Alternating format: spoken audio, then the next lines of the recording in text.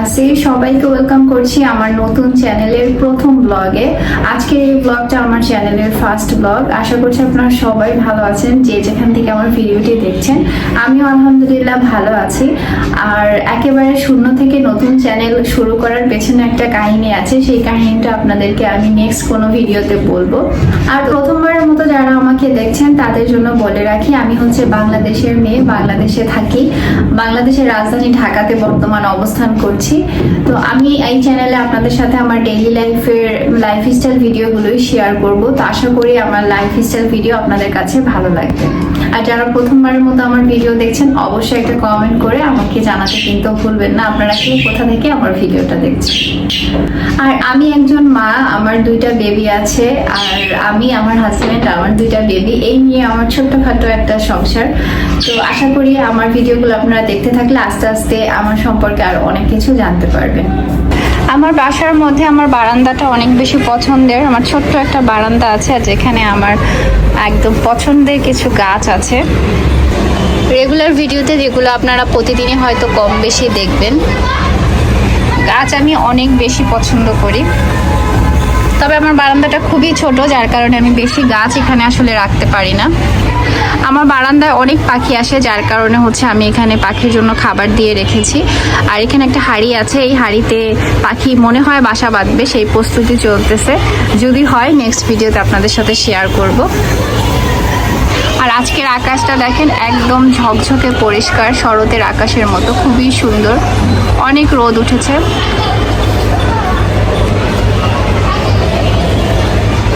আর আমাদের ছোট্ট একটা পাখিও আছে, ওর নাম মিঠু। আর ওর সঙ্গীটা আসলে মারা গিয়েছে, তারপরে ওকে আমি দুইটা সঙ্গী এনে দিয়েছিলাম, কিন্তু সেই সঙ্গীগুলো আর বাঁচেনি। তো ও আমাদের সাথে আছে প্রায় বছর খানিকের বেশি ধরে। এটা হচ্ছে আমার ছোট বাচ্চাদের রুম, আর এটা হচ্ছে আমার ছোট বাচ্চা। বড় বাচ্চাটা স্কুলে আছে। এই যে আপনার, হাই, হ্যালো। আজকের ব্লগটা আমি হচ্ছে গিয়ে দুপুরবেলা থেকে শুরু করেছি। আমার রান্নাবান্না সবকিছু শেষ, তারপরেই আমি শুরু করলাম আজকের ভিডিও। নেক্সট ভিডিওগুলো থেকে হয়তো আমার রান্নাবান্না বা যাবতীয় সব কাজ দেখতে পারবেন। আর এই তো ছোট বাচ্চা স্কুল থেকে এসে ও হচ্ছে খেলতেছে, আর বড় বাচ্চা হচ্ছে গিয়ে এখন স্কুলে, ও আসতে আসতে আরো ঘন্টাখানিকের মতো সময় লাগবে। এটা হচ্ছে আমার রান্নাঘর, যেখানে আমার সারাদিনের অনেকটা সময় কাটে রান্না বান্না সবকিছু নিয়ে। সকালে নাস্তা থেকে শুরু করে দুপুরে রান্না বান্না, রাতের রান্না বান্না সবকিছু মিলিয়ে আমার দেখা যায় বেশ অনেকটা সময় আসলে রান্নাঘরে চলে যায়। আর আমার মনে হয় সংসারে প্রতিটা মেয়েরই হচ্ছে গিয়ে রান্নাঘরে অনেকটা সময় যায়, এবং রান্নাঘরের সাথে তাদের একটা ইমোশনাল অ্যাটাচমেন্টও থাকে। তো আমি আমার মতো করে সুন্দর করে আমার রান্নাঘরটা মোটামুটি সাজিয়ে নিয়েছি। আস্তে আস্তে ভিডিওগুলোতে আপনারা ডিটেলস দেখতে পাবেন। আজকে প্রচন্ড রকমের বাতাস, দেখেন রান্নাঘরে জানালা দিয়ে কি পরিমাণ বাতাস আসতেছে। তো আজকে হচ্ছে অনেক বাজার করা হয়েছে, বিশেষ করে মাছের বাজার। তো সেই মাছগুলো আমি এখনো বের করিনি, বের করব। চলেন দেখাই আপনাদেরকে কি কি মানে বাজার করা হয়েছে আর এখানে কি কি আছে আর কি। তো এগুলো সব হচ্ছে কেটে বেছে ধুয়ে পরিষ্কার করে তারপর আমি ফ্রিজে রেখে দিব। তো চলেন দেখাই কি কি বাজার আছে এখানে। আমরা যেহেতু অল্প মানুষ, তাই অনেক রকমের মাছ নেওয়া হয়, তবে অল্প অল্প পরিমাণে, কারণ এক মাছ বেশি দিন ফ্রিজে রেখে খেতে কিন্তু ভালো লাগে না। তো এখানে আছে চিংড়ি মাছ, যেটা আমার এবং আমার হাজবেন্ডের অনেক পছন্দের। চিংড়িগুলো কিন্তু বেশ সুন্দর এবং বড় বড়। এই যে চিংড়ি মাছ, অল্প করে কাচকি মাছ আছে। এখানে আছে একটা রুই মাছ। মাছটাকে ভালো করে আমি ধুয়ে পরিষ্কার করে তারপরে বক্সে করে রেখে দিব। আর বাজার থেকে কেটে আনলে দেখা যায় কি অনেকটাই মানে আরাম হয়। এই মাছটা আমি অন্য একটা পাত্রে তুলে ফেলি, না হলে এগুলোর সাথে মিশে যাবে, পরে আমার আবার কাজ বেড়ে যাবে। কাচকি মাছগুলো খুব সুন্দর, একদম তাজা। তো এটা তুলে নিলাম, এখন অন্য মাছগুলো এখানে ঢেলে নিতেছি। এটা যদিও আমি খাই না, এটা ফেলে দিব। অল্প করে পাবদা মাছ, এই যে পাবদাগুলো অনেক সুন্দর, একদম তরতাজা। এই যে পাবদা মাছ, ট্যাংরা মাছ,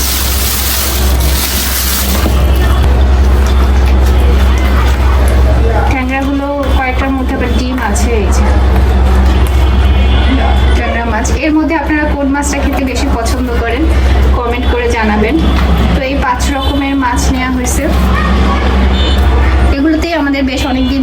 চলে, যেহেতু আমরা মানুষ কম। তো এগুলো এখন সুন্দর করে কেটে বেছে ধুয়ে রাখতে হবে। এগুলো কেটে রাখবো, আর এগুলো জাস্ট ধুয়ে রাখলে হবে। চিংড়ি মাছটা এভাবেই রেখে দিব, যখন রান্না করবো তখন বের করে জাস্ট কেটে নিলেই হবে। আমার মাছ ধোয়ার খুব সুন্দর একটা হচ্ছে পাত্র আছে, বাটি। এটা একটু ধারালো, এটার মধ্যে মাছ খুব সুন্দরভাবে পরিষ্কার হয়। তো আমি এটার মধ্যে আগে রুই মাছটা ধুয়ে ফেলবো, আর কাচকি মাছ, চিংড়ি মাছ এগুলো উঠায় ফেলবো।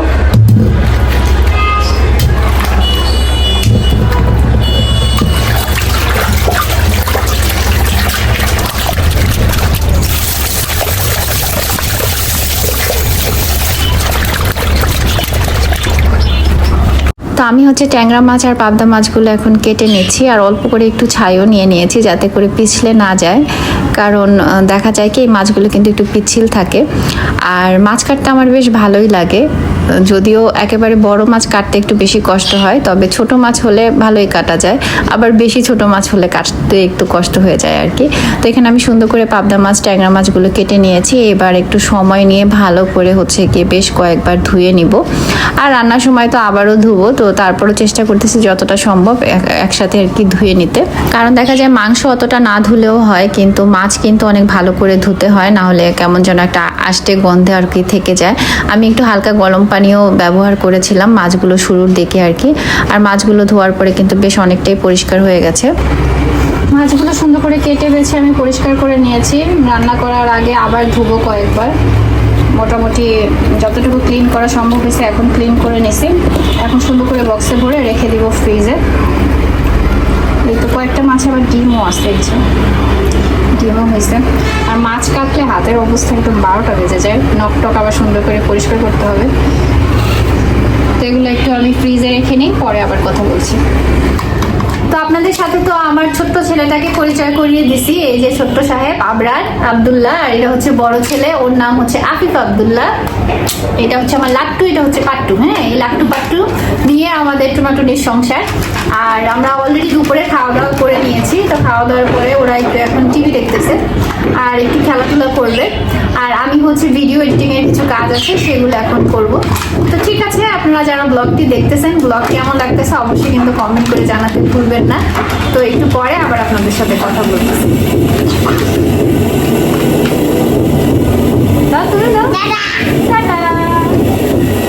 ফ্রিজ থেকে আইসক্রিম নিব, বাচ্চাদেরকে মাঝে মাঝে খুশি করার জন্য আইসক্রিম দিই, তবে সবসময় দেই না। আর আমার হাজব্যান্ড আগে আমার জন্য আনতো, এখন একসাথে বাচ্চাদের জন্য আনে।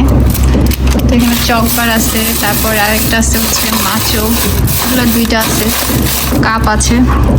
দেখি এইটাই দিই। সন্ধ্যা হয়ে আসতেছে, আমি গাছগুলোতে একটু পানি দিয়ে দিলাম। আর সারাদিন বিল্ডিং এর কাজ হয়, ঠুকুর ঠাকুর ঠুকুর ঠাকুর শব্দ শুনতে শুনতে অবস্থা খারাপ। আকাশটা মেঘলা হয়ে আছে, মনে হচ্ছে বৃষ্টি নামতে পারে যে কোনো সময়। আমাদের নিজেদের বাড়ির কাজও একটু দেখতে যাওয়া দরকার, বাট এখন হচ্ছে একেবারে সে 8 তলা বেয়ে 9 তলা পর্যন্ত যেতে হবে। সিঁড়ি দিয়ে ওঠার ভয়ে যাই না আসলে, মানে প্রতিদিনই মনে করি কি বিকেলবেলা একটু যাব, কিন্তু আর যাওয়া হয় না। এই হচ্ছে অবস্থা, মনে হচ্ছে বৃষ্টি নামবে যে কোনো সময়। হাতে লেখা সুন্দর করে লেখো, ঠিক আছে? সুন্দর করে লেখো, ঠিক আছে?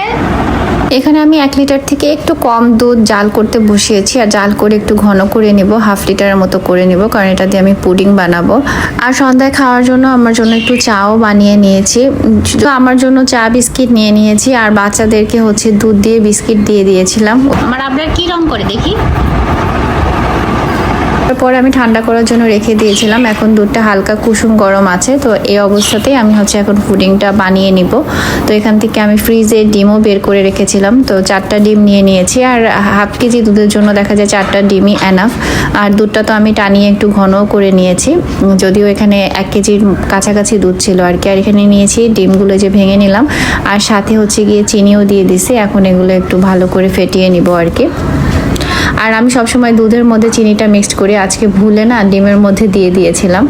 তো সেই জন্য পরে আবার আমি আরেকটা কাজ করেছি, এটা একটু পরে দেখাচ্ছি। আর এদিকে আমি হচ্ছে ক্যারামেল বানিয়ে নিচ্ছি। তো এখানে আমি 2 টেবিল চামচের মতো হচ্ছে চিনি দিয়ে দিয়েছি আর হালকা একটু পানি দিচ্ছি। দেওয়ার পরে এটা চুলায় হচ্ছে গিয়ে জাল করে করে এরকম মানে পুড়িয়ে নিতে হবে আর কি, যে যেরকম কালার পছন্দ করেন সেরকম করে আমি হচ্ছে এখানে জাল করে নিলাম।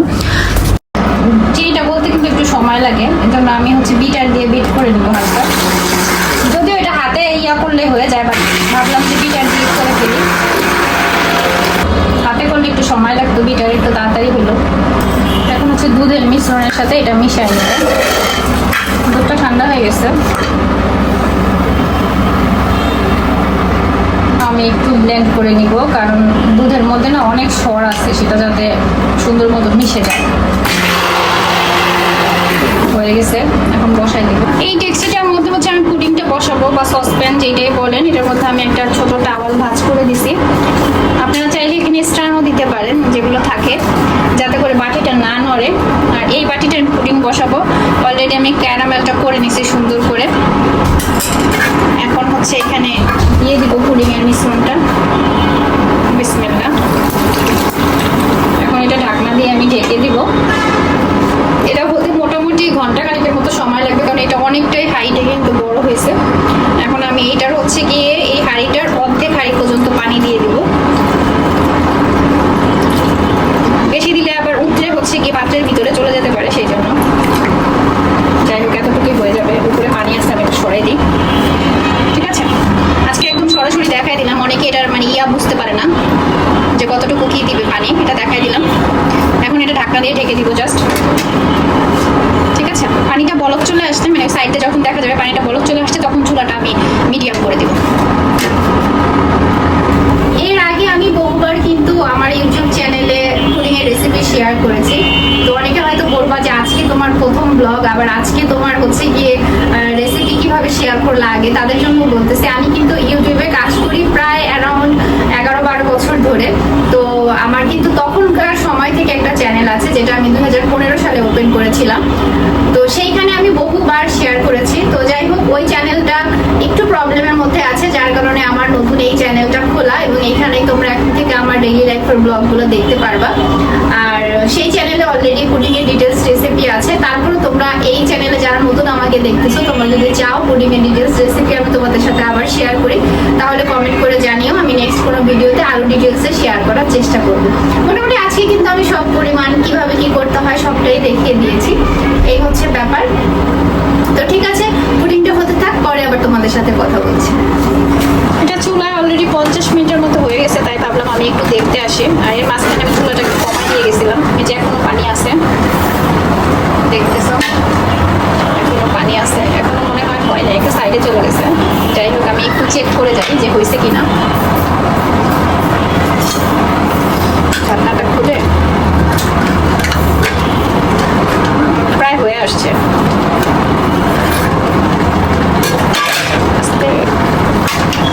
আমি চাকু দিয়ে দেখতেছি, মনে হয় হয়ে গেছে। হ্যাঁ, এটা হয়ে গেছে। বাকিটা ঠান্ডা হলেই হয়ে যাবে। আমি চুলাটা এখন বন্ধ করে দিব। আর এটা ঠান্ডা হয়ে গেলে তারপরে আমি ফ্রিজে রাখবো, যাতে করে এটা ভালো মতো সেট হয়ে যায়। আর ঠান্ডা ঠান্ডাই খেতে পুডিং বেশি ভালো লাগে। তো পুডিংটা ঠান্ডা হওয়ার পরে আমি ফ্রিজে 2 ঘন্টার জন্য রেখে দিয়েছিলাম। এখন ভালো মতো সেট হয়ে গেছে, তাই ভাবলাম তোমাদেরকে একটু দেখিয়ে দেই। তো এই হচ্ছে পুডিংয়ের ফাইনাল লুক। আর যেহেতু বিটার দিয়ে বিট করেছিলাম, যার কারণে ভেতরে একটু বাবলস হয়েছে, তবে টেস্টে আসলে ওরকম সমস্যা হয় না। তো এই তো কেটে নিলাম, আর একটা স্লাইস আমি তোমাদেরকে একটু তুলে দেখাচ্ছি। আর ডিমের পরিমাণ বেশি হলে পুডিং কিন্তু এমনিতেই একটু শক্ত টাইপের হবে, ভেঙে যাওয়ার কোনো সম্ভাবনা থাকে না আর কি। তো এই হচ্ছে পুডিং। কেমন হয়েছে অবশ্যই জানিও সবাই। আজকে প্রথম ব্লগ হিসেবে ব্লগটা বেশ অনেক বড় হয়ে গেছে, তাই ব্লগটা আর বড় করছি না পুরা। তো আজকের ভিডিওটা এখানেই শেষ করে দিচ্ছি। ভিডিও কেমন লাগলো অবশ্যই কমেন্ট করে জানাতে ভুলবে না। আর যারা প্রথম আমার ভিডিও দেখছো, সবাইকে রিকোয়েস্ট করব তোমরা বেশি বেশি করে আমার চ্যানেলটায় লাইক কমেন্ট করবে, আর অবশ্যই আমার চ্যানেলটা সাবস্ক্রাইব করে পাশে থাকা বেল আইকনটা বাজিয়ে দিবে আমার ডেইলি লাইফের অন্যান্য আরো ভিডিওগুলো দেখার জন্য। ভালো থাকবে সবাই। আল্লাহ হাফিজ। আসসালামু আলাইকুম।